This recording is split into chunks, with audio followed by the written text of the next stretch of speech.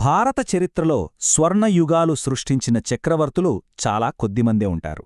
వాళ్లలో ఒకరే శ్రీకృష్ణదేవరాయలు. కేవలం 20 ఏళ్ల పాలనలో విజయనగర సామ్రాజ్యాన్ని ఎక్కడికో తీసుకెళ్లారు. ఇంతకీ ఆయన శౌర్యం వెనుక, ఆయన పరిపాలన వెనుక, ఆయన కళాపోషణ వెనుక ఉన్న అసలు రహస్యాలేంటో ఈ విశ్లేషణలో తెలుసుకుందాం. శ్రీకృష్ణదేవరాయల అధికారాన్ని ఆయనేంటో ఒక్క మాటలో చెప్పాలంటే అది మూరు రాయరగండ. ఈ బిరుదు వినడానికి చాలా పవర్ఫుల్గా ఉంది గదా. ఆయన శక్తికి, ఆయన ప్రతిష్టకు ఇదొక ప్రతీక. ఇంతకేంటి దీని అర్థం? ముగ్గురు రాజులకు రాజు అంటే సింపుల్గా చెప్పాలంటే కింగ్ ఆఫ్ కింగ్స్ అన్నమాట. తన కాలంలోని రాజులందరిలో ఆయనే సుప్రీం అని ఈ బిరుదు మనకు స్పష్టంగా చెబుతోంది. ఇది కేవలం పొగడ్త కోసం ఇచ్చింది కాదు. దక్షిణ భారతదేశం మీద ఆయనకు ఉన్న తిరుగులేని సార్వభౌమాధికారానికి ఇదొక నిలువుటద్దం. మరి ఇంతటి అధికారం, ఇంత పెద్ద బిరుదు ఎలా సాధ్యమైంది? దానికి పునాదే ఆయన సైనిక శక్తి. శ్రీకృష్ణదేవరాయలు కేవలం పాలకుడు మాత్రమే కాదు, యుద్ధభూమిని శాసించిన ఒక అజేయ యోధుడు. ఆయన సింహాసనం ఎక్కిన క్షణం నుంచే ఇక విజయాల పరంపర మొదలైపోయింది. చూడండి, 1509 నుంచి 1520 మధ్య బహమనీ సుల్తానులు, గజపతులు ఇలా ఒక్కొక్కరిని ఓడిస్తూ తన సామ్రాజ్య సరిహద్దుల్ని ఎంత పటిష్టంగా విస్తరించారో. ప్రతి గెలుపు వెనుక ఆయన వ్యూహాత్మక ఆలోచన కనిపిస్తుంది.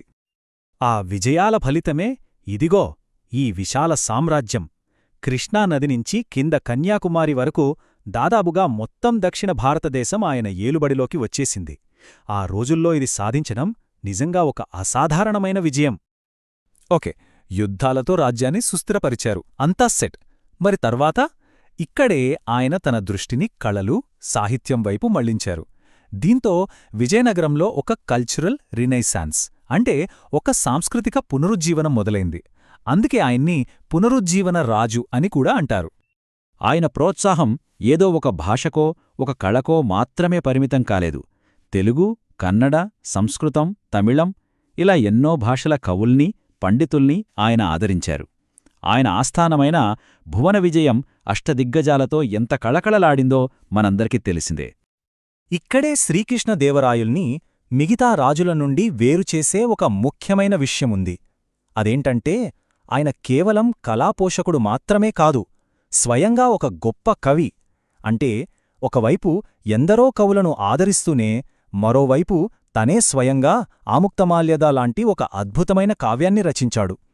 ఒక పాలకుడు, ఒక కవి, ఈ రెండూ ఒకే వ్యక్తిలో ఉండటం చాలా అరుదు కదా. సరే, సైనిక శక్తుంది, సాంస్కృతిక వైభవముంది. మరి ప్రజల పరిస్థితేంటి? ఇక్కడే ఆయన మూడో బలం మనకు కనిపిస్తుంది. అదే ప్రజల శ్రేయస్సును కోరుకునే పరిపాలన. ఏ స్వర్ణయుగానికైనా ఇది ఆర్థిక పునాదిలాంటిది. ఆయన పాలనా సూత్రం చాలా సింపుల్ అండ్ క్లియర్.